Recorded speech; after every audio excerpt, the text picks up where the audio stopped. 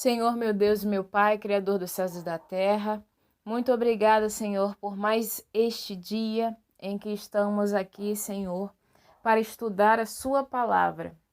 Senhor, abra nossos olhos e ouvidos espirituais para que possamos estar compreendendo a Sua mensagem e assim possamos ter mais conhecimentos da Sua palavra e conheçamos verdadeiramente a Sua verdade, para que quando confrontarmos nessa vida com doutrinas, talvez que tentem nos desvirtuar do verdadeiro evangelho, nós conheçamos a verdade e a verdade nos liberte. E muito obrigada por tudo, Senhor, que o Senhor tem feito em nossos lares, com os nossos familiares. Continua, Senhor, tocando a eles.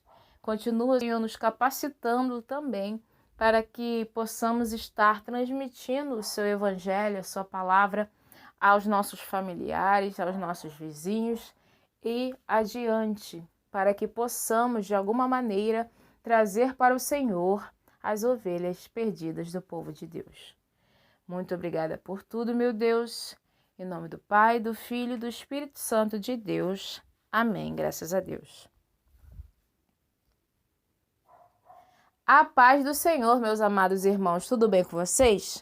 Hoje vamos estudar o capítulo 19 do Evangelho de Cristo segundo Mateus, dos versículos de 1 a 12. Então vamos lá. Mateus 19, versículo 1. E aconteceu que, concluindo Jesus esses discursos, saiu da Galileia e dirigiu-se aos confins da Judeia, além do Jordão. E seguiram-no muitas gentes e curou-as ali.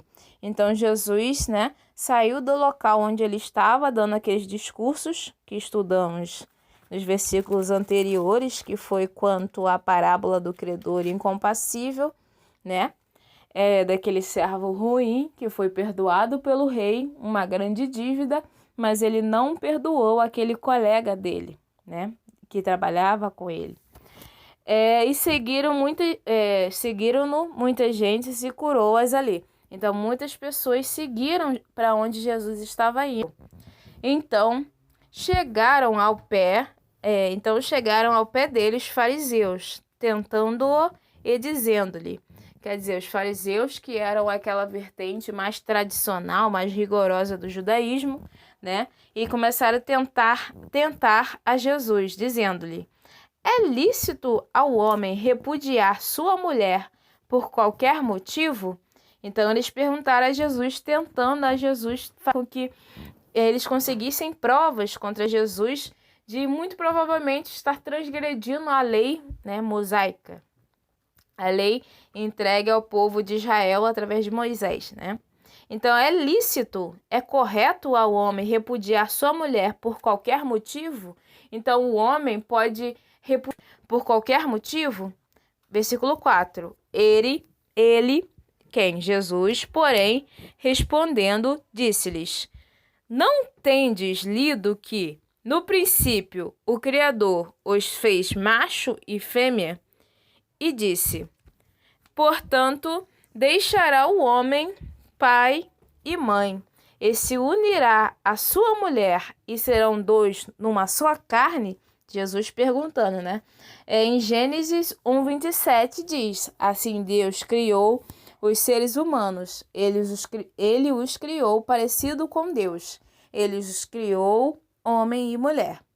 Em Gênesis 5:2 fala: e os abençoou e lhes deu o nome de humanidade.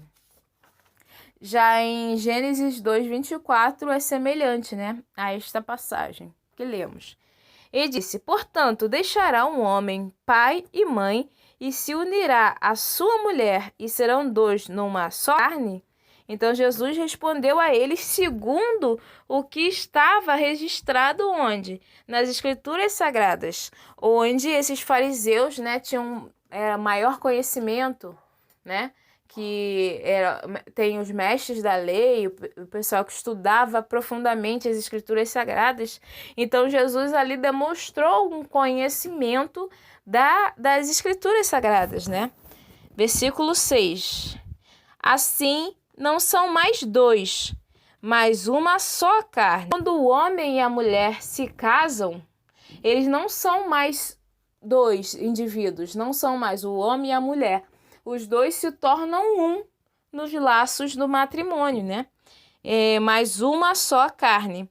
Portanto, o que Deus ajuntou, não separe o homem. Então, Jesus falou, então, aquele casal que Deus ajuntou, não separe o homem. Por quê? No casamento, tem o casamento no civil, né? Que você se casa segundo as leis. Diante da lei, você vai lá e se apresenta e você se torna casado legalmente, né? Através da lei.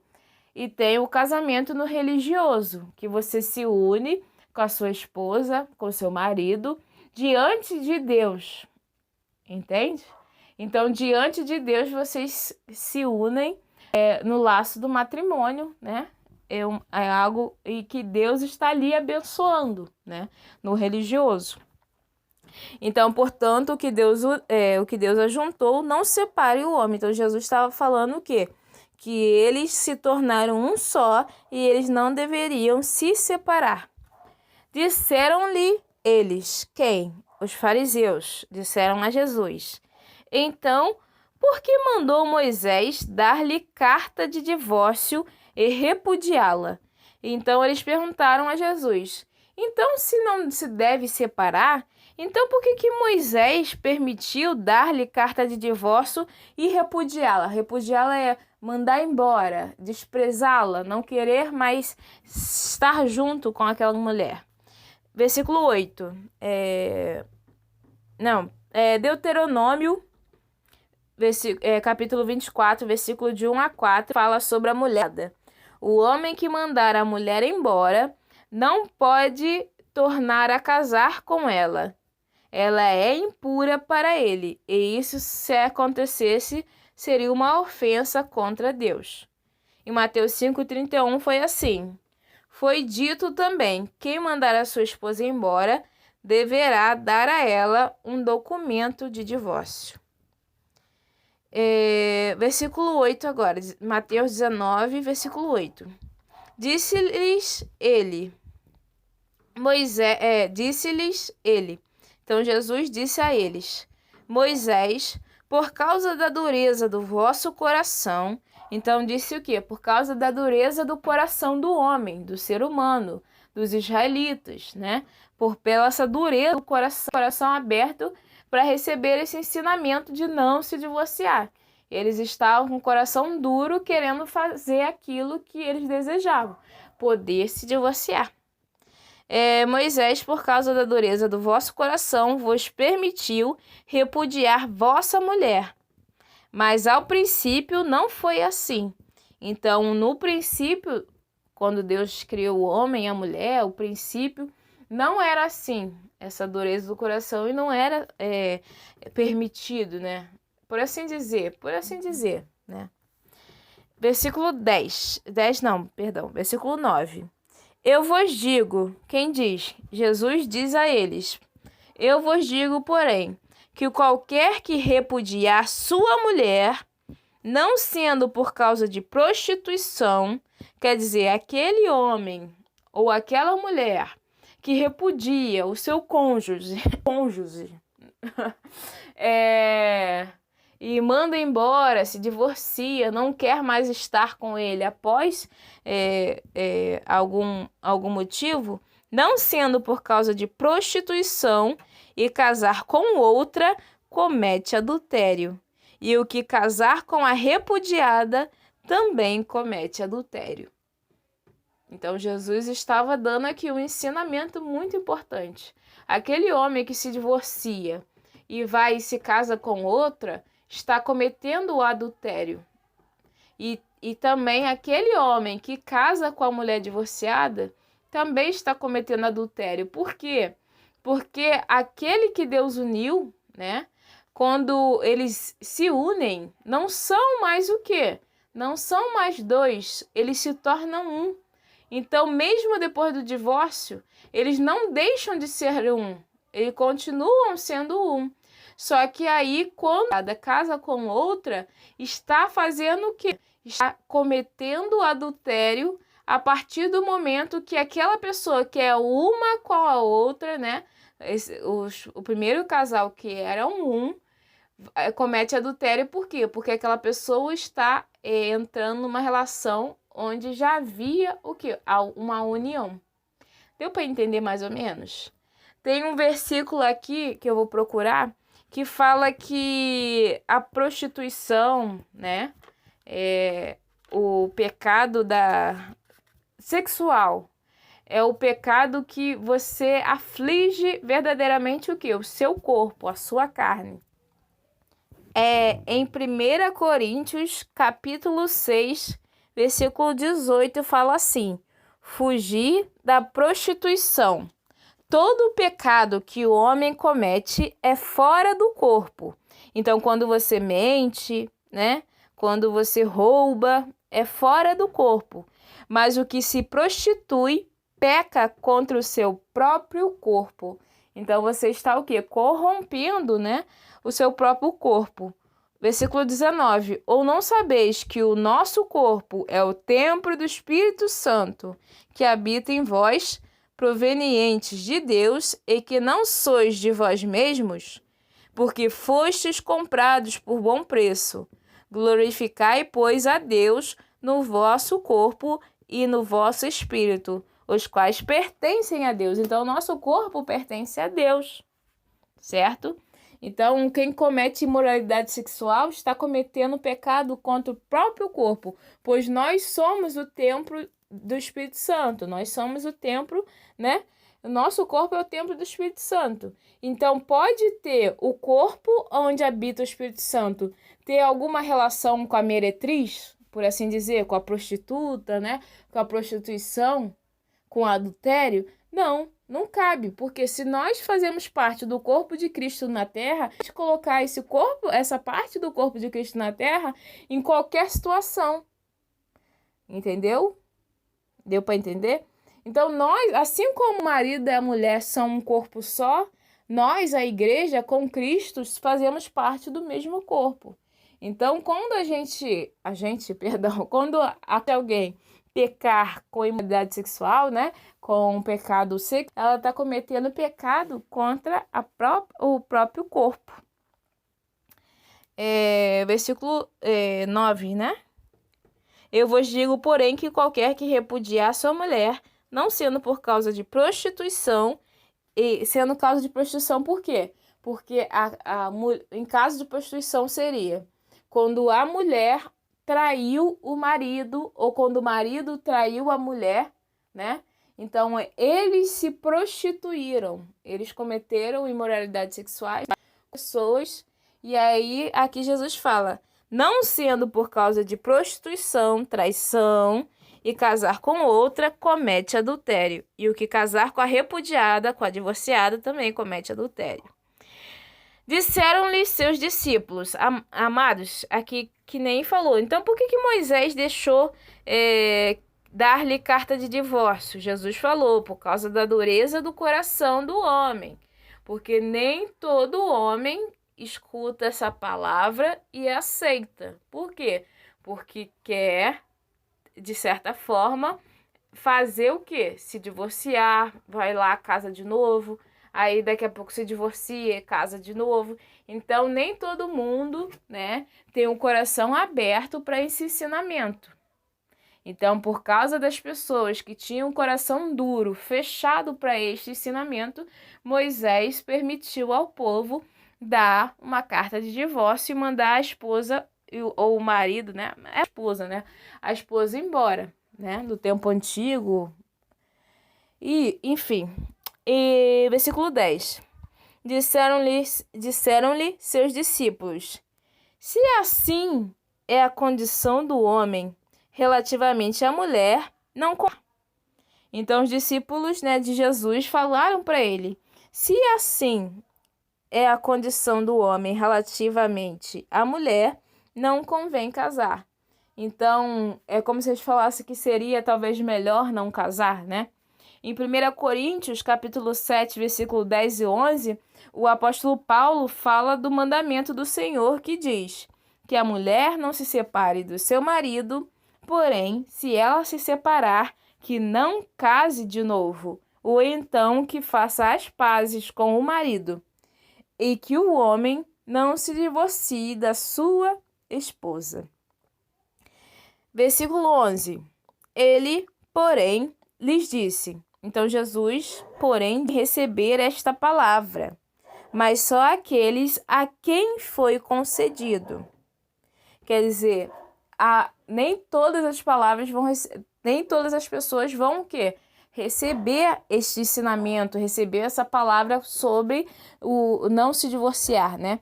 Versículo 12. Porque há eunucos que assim nasceram do ventre da mãe. Então, tem pessoas, né? Eunucos. Vocês devem saber, é muito comum, né? Estudando a Bíblia, ouvir essa palavra. Eunuco é uma pessoa que nasce, como eu posso dizer, ela...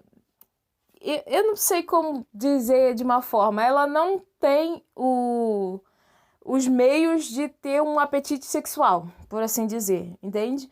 O eunuco nasce, mas ela não tem condições para ter um relacionamento sexual, então ela não tem, como posso dizer, os requisitos para estar em uma relação matrimonial. Porque há eunucos, portanto, que assim nasceram no ventre da mãe, né? Estéreis, não sei como é que fala.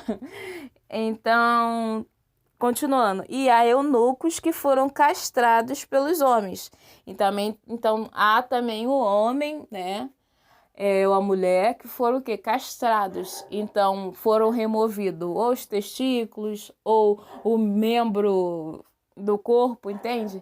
Então, eles foram castrados, por assim dizer, eles se tornam impotentes, né? E há eunucos que se castraram a si mesmos por causa do reino dos céus. Então, também tem aquelas pessoas que se castraram para as coisas do reino de Deus. Seja no sentido de voto, né? Aquela pessoa que não se castra fisicamente, mas devota a sua vida para Deus, né? Para ter uma comunhão com Deus e não ter relações amorosas, por assim dizer, que vemos como o Papa, o padre, as freiras, né? Que eles se dedicam inteiramente, entregam as suas vidas para dedicar as coisas de Deus. Então, eles se tornam mas não na carne. E tem as pessoas que verdadeiramente, em favor da obra de Deus, elas as suas questões biológicas, por assim dizer, né? E há eunucos que se castraram a si mesmos por causa do reino dos céus. Quem pode receber isso, que o receba. Então, Jesus termina dizendo, quem pode receber isso, que o receba. Receba o quê? Esse ensinamento, esta palavra, né? Sobre a questão do divórcio. À medida que a cruz se aproxima, né? Que Jesus estava prestes a ir para Jerusalém, onde ele seria entregue para ser morto, né? Os ensinamentos sobre o sentido do verdadeiro discipulado e a condenação dos líderes judeus que rejeitaram Jesus passam a assumir agora uma nova premência e gravidade. Dirigir para a Judéia, aproxima-se deliberadamente de Jerusalém, onde ele já previra que seria morto. Claramente, os fariseus tinham intenções malignas quando questionaram Jesus sobre o divórcio. A palavra para tentá-lo, como sentido negativo, testar maliciosamente, com a intenção de provar os sentimentos e julgamentos de alguém. É a mesma usada para descrever a tentação de Jesus pelo demônio. Então, aqueles fariseus que estavam ali perguntando aquilo para Jesus, eles maliciosamente estavam tentando conseguir alguma prova contra Jesus, né? Agora eu vou ler para vocês uma questão difícil. A minha Bíblia de Estudo, ela traz algumas questões difíceis a gente responder, né? Mas ela traz elucidações de certa forma estarmos, como eu posso dizer, pensando sobre isso, né?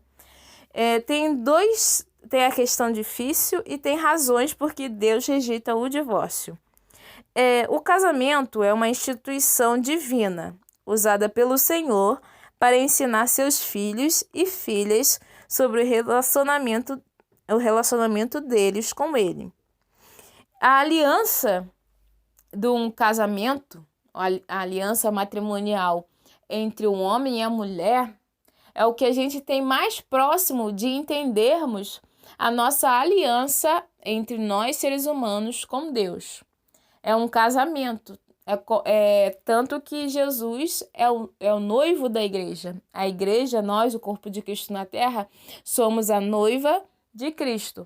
Então, quando o ser humano tem um casamento entre homem e mulher, assim dizer, que a gente tem de entendermos, né, a nossa aliança com Deus.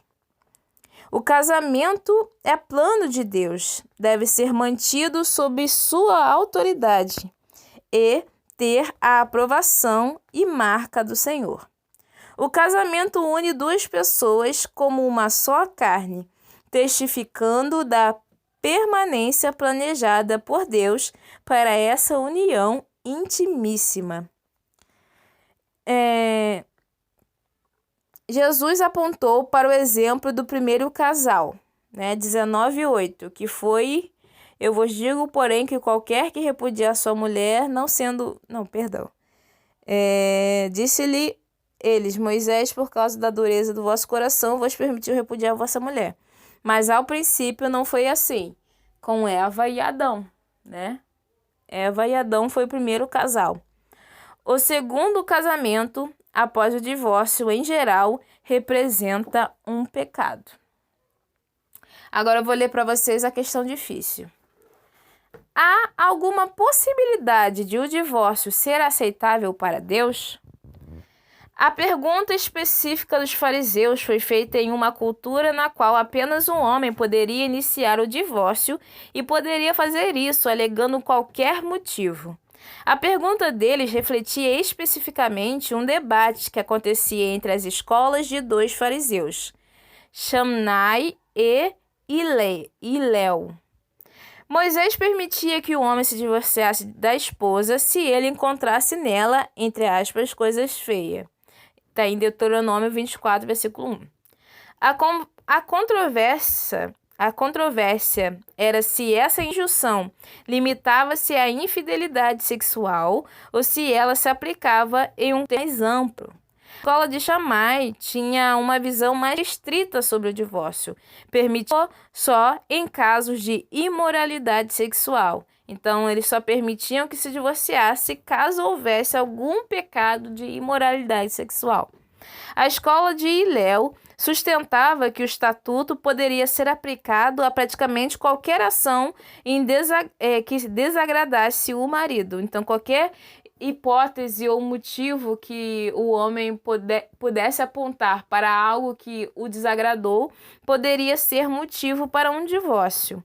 Nos tempos atuais, essa última posição forneceria os fundamentos para despachar a esposa ou pedir o divórcio se ela queimasse a torrada do café da manhã.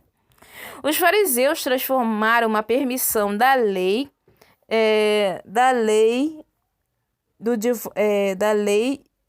concedida por Moisés em uma ordem, uma permissão concedida a uma ordem de se divorciar.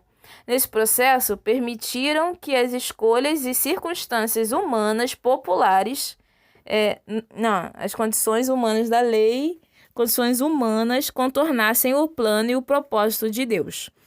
Portanto, Jesus, em vez de citar os ensinamentos de rabis populares, retornou ao relato da criação, falando sobre Eva e Adão, o princípio de tudo, o primeiro casal, a fim de apoiar sua rejeição ao divórcio. Jesus também definiu a impureza como prostituição. quanto referência à ampla gama de práticas sexuais proibidas. O Senhor, em razão de o casamento ser uma metáfora usada por ele para ilustrar seu próprio relacionamento com os que temem, e a igreja tinha uma palavra severa para qualquer pessoa que quebrasse os votos matrimoniais.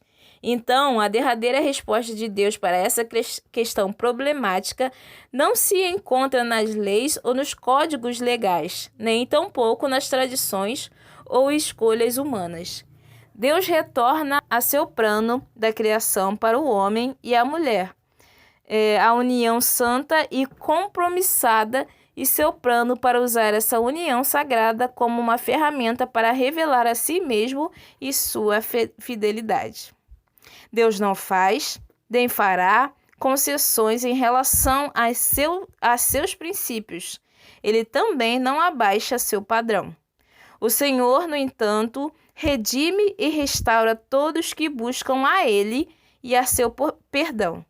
Jesus não veio para reduzir as exigências da lei, mas para aqueles que confiam nele a viver de acordo com os altos padrões do Senhor. Jesus, em sua resposta, não apela para a visão de escolas. Amados, então aqui Jesus estava falando sobre o quê? O princípio de tudo, né? A criação, né, do primeiro casal, Eva e Adão, e falando por causa da dureza do coração do homem, né, deles que não aceitaram esse mandamento sobre não se divorciar, Moisés, né, permitiu que o homem entregasse, né, uma carta de divórcio à mulher antes que a mandasse embora. Amém? E Jesus conclui, né, no versículo 12, dizendo que quem recebesse esse ensinamento, que o recebesse, né? Então, esse é um ensinamento que não é para todos. Amém, amados? Esse vídeo ficou um pouquinho mais longo que os outros, ficou um pouquinho diferente, porque essa questão difícil sobre o divórcio é pertinente, né? Eu gosto de falar que a Bíblia é atual, né? Não importa se a Bíblia foi escrita há 2000 anos, há muitos anos, mas as questões continuam acontecendo. Por quê? Porque nós ainda somos... A humanidade, ela tende a repetir as mesmas questões, né? Nosso relacionamento entre os outros seres humanos tende a o quê? Acontecer as mesmas questões. Então, a gente pode estar sempre buscando respostas na palavra de Deus, através da Bíblia Sagrada, né? Para que possamos compreender aspectos da nossa vida cotidiana. Independente se a gente vive agora em 2023, ou se a gente vai viver em 2100, ou até onde Deus permitir, né? Antes de Jesus voltar. E é isso, amados. Espero que tenha ficado de forma clara esse estudo, elucidado vocês. Caso tenha permanecido alguma dúvida, deixe nos comentários que eu vou tentar, de alguma forma, estar, né, continuando falando sobre esses versículos. E eu sempre peço, né, que vocês continuem meditando na continuação, porque no próximo vídeo vamos continuar a partir do versículo 13. Então, se vocês puderem, já vão meditando na próxima mensagem. Amém? Deus abençoe a todos.